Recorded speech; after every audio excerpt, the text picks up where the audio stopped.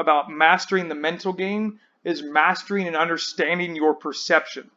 So the whole reason why getting into the pro mindset is because you want to make changes and be different. Okay, we got that. So we have a dream, we have your goals. Now we need to know how we get there. So the key is knowing where you are and where you need to go. And what we like to do is we call this awareness. This is you understanding, right, where you're at, where you need to go. It's like the individual player pathway. You're at here, and you need to get to here. So now that we're aware of what we want to do, we now have to master the perception behind it. This is the whole point of having an action plan. So you can know what to do and what steps to take to make it a reality. That's why we give you all this information. Okay, this whole process. That's about mastering your perception. Now, when we're talking about the game, there are different perceptions that lead to decisions, because that's what happens at the end of the day. You need to have the tools, which are the skills and the abilities, to execute, but the perception is what leads to the decision making. So you make decisions based on what you see. So, as examples, when you play, you're looking for where defenders and teammates are positioned, along with available spaces to exploit, right? So, when you're playing a game, let's say you're playing as a center midfielder, you're going to look at where are the defenders, or you should be, instead of ball watching, looking at the defenders and looking at your teammates, as well as identifying the spaces available to exploit.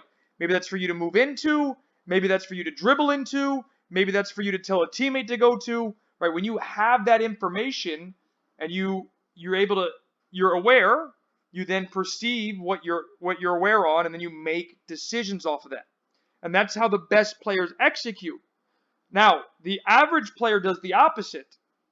They aren't aware, but they still make a decision because they're ball watching, right? So their eyes literally focus on the ball, and they can't see what's around them, so they end up dribbling into somebody else, making a bad pass, and things like that. So when you have awareness, you master the perception side, and then you can actually make beneficial decisions to help you. Okay, so your perception is what's going to allow you to make the best decisions. Only if, however, you are aware of your current surroundings. Okay, now you may or may not know your choices and performance are going to be influenced by emotions and physical sensations.